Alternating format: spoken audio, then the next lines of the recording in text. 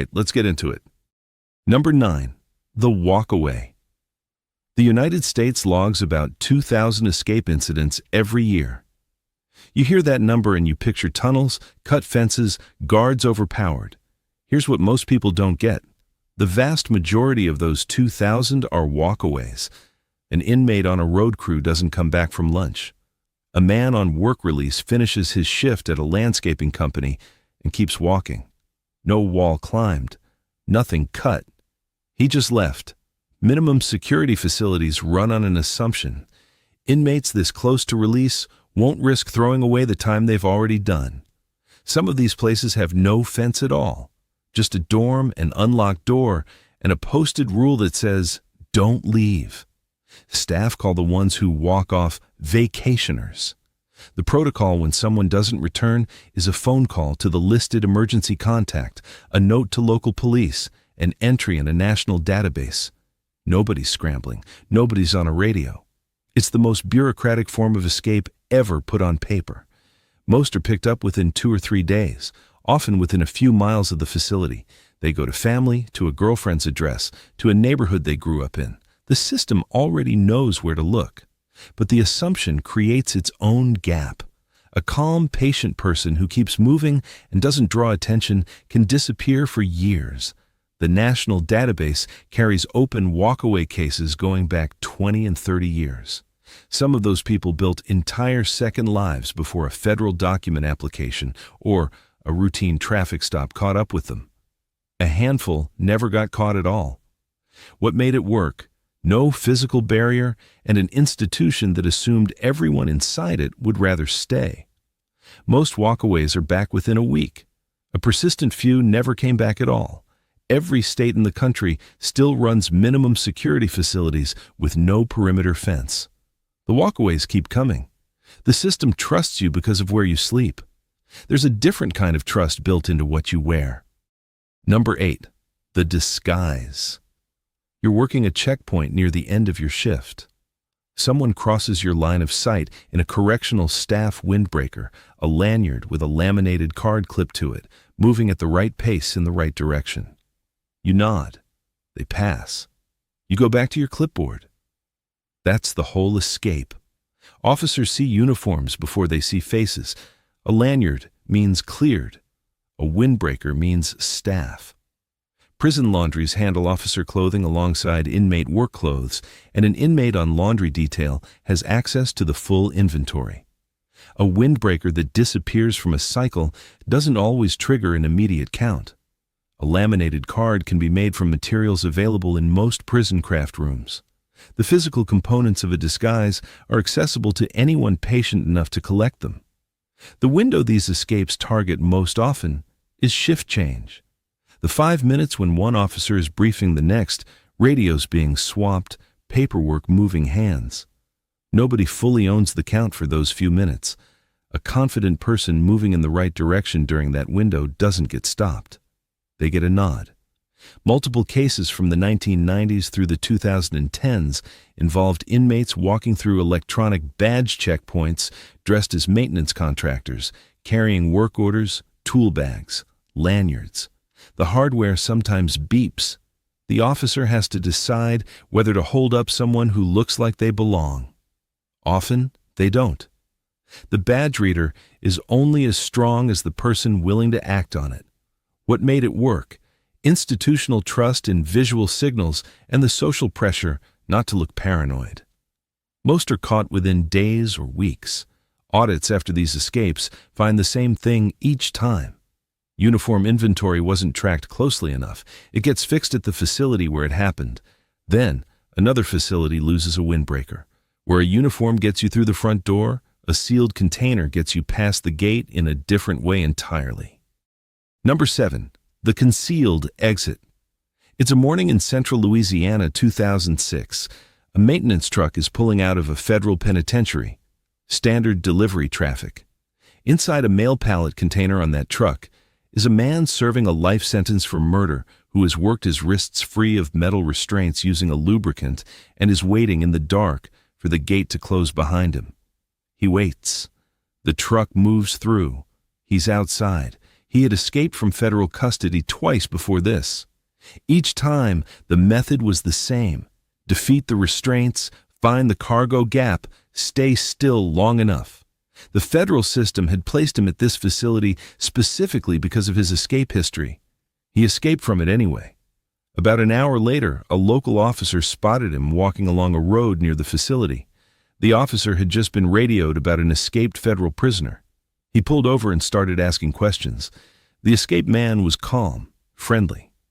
Said he was out for a jog, described a nearby house as his starting point. The officer said, "Have a good day," and drove off. That encounter was caught on the officer's dash cam. Law enforcement trainers have played that clip hundreds of times since. The officer had been told to look for a specific escaped prisoner. The escaped prisoner was standing right in front of him. The officer expected a panicked fugitive. He got a friendly jogger. He saw what his expectations told him to see. The escaped man was picked up 14 months later in Canada. Let me tell you what that clip actually shows. The physical escape was already done by the time that conversation happened. Working out of restraints and riding in a box takes preparation, but it's been done before and since. What made those 14 months possible was a man standing on the side of a road being questioned about himself and not flinching once. Most people can't do that. He'd practiced it. He's back in federal custody. The dashcam footage is still in rotation. The restraint defeat and the calm voice got him 14 months. 7 men in Texas decided to do it with numbers. Number 6, the Coordinated Takeover.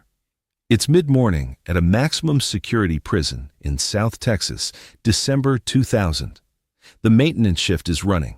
Civilian contractors are in the building alongside inmates on work detail. The ratio of armed staff to people moving around is thinner than at any other time of day. 7 inmates have been watching this window for months. They move. 16 workers, guards, and civilian employees both are overpowered and locked into a supply room using their own restraints. The 7 men change into civilian clothes. They collect weapons, cash, food, and identification from the facility's own supply. They walk out in a maintenance truck. The group's leader had spent months inside the facility's work programs, making himself a trusted figure, positioning himself near the information he needed. He'd studied the staffing schedule, the count rotations, the one stretch of the day when supervision was thinnest.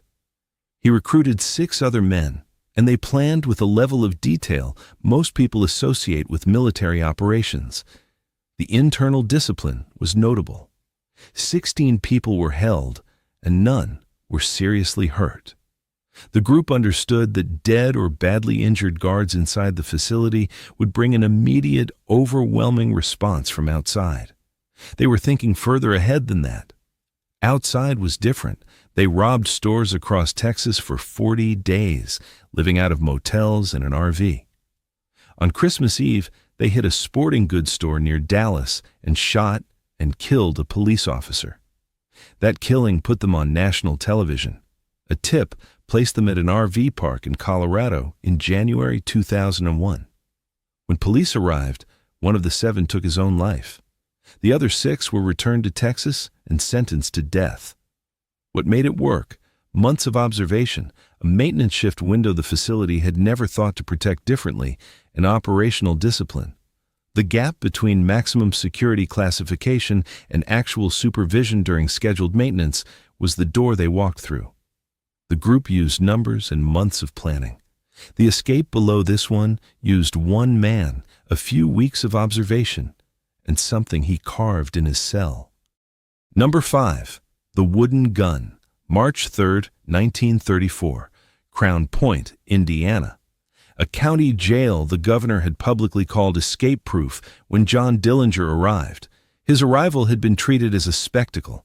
The county sheriff invited photographers. The jail got its moment of national attention, and so did Dillinger. He'd been inside for weeks by that morning, long enough to learn which guards were relaxed and which were strict, what time the shift thinned out, what the floor plan looked like between his cell and the exit. Staff described him as cooperative and pleasant. He had already escaped in his head before he moved. What he used is disputed. Most accounts say he carved a replica of a pistol from wood and darkened it with shoe polish. The FBI later raised the possibility it wasn't wood at all, that it was a real weapon that came through a channel nobody ever fully explained. The wood story was convenient for everyone. A real gun meant an inside accomplice, and nobody wanted that investigation. Whatever it was, it worked. He moved through the jail with it, locked 33 guards and the warden in their own cells using their own keys, took 2 submachine guns from the armory, and drove away in the sheriff's car. Crossing state lines made it federal. The hunt lasted 140 days. He was shot dead outside a Chicago movie theater in July 1934. Here's the thing, most people don't get about Crown Point. The prop was almost secondary. He had spent weeks building the groundwork. He knew the floor, the personnel, the timing. The fake gun only had to convince people for about 90 seconds. The escape had been built long before he showed it. The jail that announced it couldn't be beaten handed him the motivation to prove it could. Dillinger got out once. The man below him on this list got out twice, and the second time, he killed 3 people in 6 weeks. Number 4. The Double Escape, June 7, 1977, a courthouse in Aspen, Colorado. Ted Bundy is in the law library during a recess in his pre-trial hearing. He goes to a second-floor window and jumps. He breaks his ankle on landing and hides in the mountains for 6 days before being brought back, hypothermic and exhausted. He goes to the county jail in Glenwood Springs to wait for trial. 6 months later, he's gone again. He had spent those months losing weight, about 35 pounds on purpose, by cutting back on meals. The hole in his ceiling was around 12 inches across. He'd been working on it during the day and covering it at night. He went through it on December 30th, 1977. Guards checked his cell multiple times overnight and saw stuffed clothing under a blanket each time. He had been out for about 15 hours when the morning count found the empty bed. He hitchhiked out of Colorado and reached Florida 8 days later. On January 15th, he attacked a sorority house, killed 2 women, and injured 3 more. Less than a month after that, he kidnapped and killed a 12-year-old girl. He was arrested February 15th, 47 days after getting out. He was executed in Florida in 1989. The ceiling gap went uninspected. The 35-pound weight loss showed up in his medical records as stress and poor appetite. Nobody flagged it as escape preparation. He represented himself, which gave him access to the law library and to the courthouse that most defendants don't have. Judges and staff described him as someone who seemed to belong in the building. That presentation bought him room a less polished defendant would never have been given. That gets to you when you turn it over. 47 days, 3 people dead, 2 security failures, 1 sustained performance, and a jail that never thought to tap the ceiling above his head. Getting out alone takes only your own body and your own patience. What comes below this required months of planning, tools smuggled inside a 170-year-old building, and someone on the outside who eventually lost her nerve. Number 3. The Steam Tunnel, June 6, 2015, Clinton Correctional Facility in Dannemora, New York. In operation since 1845, known as Little Siberia for its location deep in the Adirondacks and its winters, a maximum security prison. In a building old enough that nobody on the current staff had a complete picture of what was behind its walls. 2 convicted murderers were missing from their cells at morning count. They'd been out for hours. They had spent about 11 months cutting through the steel back walls of their cells, moving into the utility corridor behind the block, working through the infrastructure beneath the building. The tools, hacksaw blades, and a drill bit were smuggled in by a woman who worked in the prison's tailor shop and had built close relationships with both men. They worked during the parts of the daily schedule that generated enough ambient noise to cover the sound of cutting. Maintenance runs, movies shown in the housing block, about 12 inches per session. The notes left on the cut sections of wall reportedly included the words, "Have a nice day." They had arranged for the woman to meet them outside with a car. She lost her nerve that night, checked herself into a hospital, and never showed. They walked into an Adirondack winter with no vehicle and no backup plan. One was shot and killed by a federal agent 20 days into the manhunt. The other was shot and wounded 2 days later near the Canadian border. The woman served about 2 years. The utility corridor behind those cells was original 1845 infrastructure that later renovations had simply built around. Nobody had physically inspected it in years. The age of the building was the gap.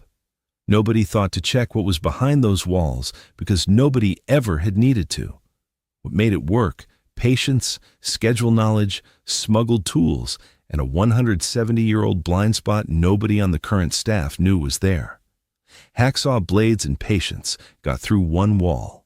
What came below this required a crew of engineers and nearly a mile of tunnel under the ground. Number 2. The Engineering Tunnel. July 11, 2015, Mexico's highest security federal prison. El Chapo, the head of the Sinaloa cartel and the most powerful drug trafficker in the world, steps into the shower in his cell at around 8:52 in the evening. The surveillance cameras in the cell cover the door, the bed, the toilet. The shower is partially outside the primary camera's view. He steps over the drain. It's been opened from below. He goes down. The tunnel drops about 30 feet before leveling off. It runs about 9/10 of a mile to a house on the other side. That house had been purchased months earlier as the exit point. The tunnel took about a year to build, using engineers who also constructed drug smuggling corridors under the U.S. border. It had electrical lighting running from the house, a ventilation pipe, a motorcycle on rails to haul excavated dirt back out during construction. Neighbors described the exit building as a construction site. It was. This was his second escape from Mexican federal custody. He had been transferred to this facility specifically because he'd already gotten out of one. The government called it the country's most secure prison. He walked out through a shower drain. He was free for 6 months, recaptured in a military operation in January 2016, extradited to the United States in 2017, convicted in New York. He is now serving a life sentence at the only federal supermax in the country, in Colorado, under conditions that restrict almost all outside contact. The shower drain was the key. It was the one spot in that cell not clearly visible from the installed camera angles. The tunnel, the lighting, the motorcycle on rails, the year of construction. All of it was possible because the cartel had the money and the engineers who built tunnels for a living. What made it work? Resources, engineering, and one camera blind spot the facility had never thought to change. 3 men beat a prison more famous than this one with a vacuum cleaner motor and stolen spoons, and nobody knows if they were ever caught at all. Number 1. The Vanishing. June 11, 1962, Alcatraz Federal Penitentiary. An island in San Francisco Bay, 125 miles from the mainland. The prison's entire security logic rested on the water. Cold, around 50 degrees on most nights, strong currents, a crossing that would exhaust a trained swimmer. Nobody would try. That assumption was the last line of defense. 3 men tried. They had spent about 6 months on it. The weak point was the ventilation units at the backs of their cells. The concrete around them had deteriorated. They worked it loose with cafeteria spoons and a drill built from a vacuum cleaner motor, hiding the sound during periods of ambient noise in the block. They built false walls from soap and concrete powder, painted to match the cell surface. 6 months of work, done in the margins of the day. The dummy heads in their beds were papier-mâché and soap, fitted with real human hair from the barber shop. Multiple overnight counts found nothing unusual. Guards with flashlights through small cell door windows saw figures lying in the expected position. They saw what years of routine had trained them to see. All 3 made it through the utility corridor, up to the roof, and down to the water. A 4th man, who hadn't finished enlarging his own opening in time, stayed behind. He told investigators afterward, "They made it. I know they made it." The raft was made from more than 50 rubber raincoats, heat-sealed together. Improvised paddles, improvised life jackets. The current ran 2 to 5 miles per hour. Angel Island, the nearest land, was about 1.25 miles away. A paddle was found, floating in the bay, rubber pieces consistent with the raft, a few personal items, no bodies, no confirmed sightings, ever. The FBI closed the case in 1979, declaring all 3 men presumed drowned. The U.S. Marshals never closed it. The family said they received Christmas cards in subsequent years. A photograph surfaced, undated and unverified, claiming to show 2 of them in South America years later. A letter arrived in 2013 claiming all 3 had survived, none of it proven, none of it disproven. What made it work? 6 months of hidden preparation, deteriorated infrastructure nobody had checked, and a security system built around an assumption rather than a barrier. They tested the assumption. The case is still open, 64 years later. The answer is still the same one it was the morning they found the empty beds: unknown. Every escape on this list followed the same pattern. Once you see it, you can't unsee it. The system didn't lose these men because someone forced their way in from outside. It lost them because the system had stopped being able to see part of itself. Walkaways exploit the assumption that a low-risk label stays accurate forever. Disguise exploits the assumption that a uniform is an identity. The concealed exit exploits the assumption that a calm, friendly person near a prison must be a free one. Dillinger exploited the assumption that announcing a jail is escape-proof puts its staff on higher alert. Bundy exploited the assumption that a cooperative, articulate defendant deserves different treatment than other defendants. The Texas 7 exploited the assumption that maximum security classification covers every hour of the schedule, including the maintenance window. The Dannemora men exploited the assumption that if nobody's found a problem yet, there isn't one. El Chapo's tunnel exploited the assumption that moving someone to the country's best facility addresses the threat they pose. And Alcatraz exploited the assumption that water is an absolute barrier, one so obvious it never needed to be tested. In every case, the gap wasn't visible until someone patient enough to find it looked for it. That's the other thread running through every escape on this list: time. The walkaway waits for the right moment on the work crew. The concealed exit waits in a sealed box. The Texas 7 watches the maintenance schedule for months. Bundy loses 35 pounds over weeks. The Dannemora men work 12 inches at a session, night after night. El Chapo's crew builds for a year. The 3 men at number 1 spend 6 months in the margins of their days. Impatient people don't escape maximum security facilities. Patient people do. Most of the people on this list were eventually caught or killed. The Texas 7, Dillinger, Bundy, El Chapo, the Dannemora men. The system caught up. And even the ones it didn't immediately catch, if they survived, spent whatever time they had with no name, no contact, no history, always moving. There's no clean version of this where escape means freedom. It mostly means a different kind of confinement. But there's something none of that fully accounts for. Most people have no idea the Alcatraz case is still open. 3 men, a raft made from raincoats, a 50-degree bay in the middle of the night. The evidence says they probably drowned. The case says something else. Without confirmed deaths, you can't close it. So it stays open. That's where this ends, not with a recapture or an execution, but with a file that's been sitting on a desk for 64 years and 3 names that haven't moved off it. Alcatraz closed in March 1963, less than a year after those 3 beds were found empty. The official reason was cost. Cheaper to build a new facility on the mainland than to keep running an island. The empty beds from June 1962 weren't listed as a factor. They didn't need to be. The island is a tourist destination now.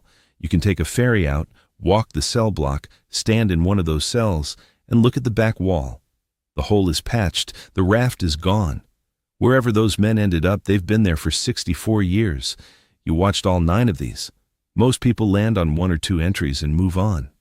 You stayed through the walkaways and the work crews and the maintenance windows and the tunnels, all the way to the island. If any of it changed how you think about what these systems are actually built on, drop it in the comments. Tell me which one got to you, and if you're not subscribed, This is the moment. The U.S. Marshals still carry 3 names as open federal escape cases. 3 men who floated out of the most famous prison in America on a raft made from stolen raincoats and were never confirmed dead or recaptured. The file is still there. The names are on it. The system that built Alcatraz on the assumption that nobody would dare test the water still doesn't have an answer for what happened to the 3 men who tested it. 64 years. Still unknown. That's where this ends.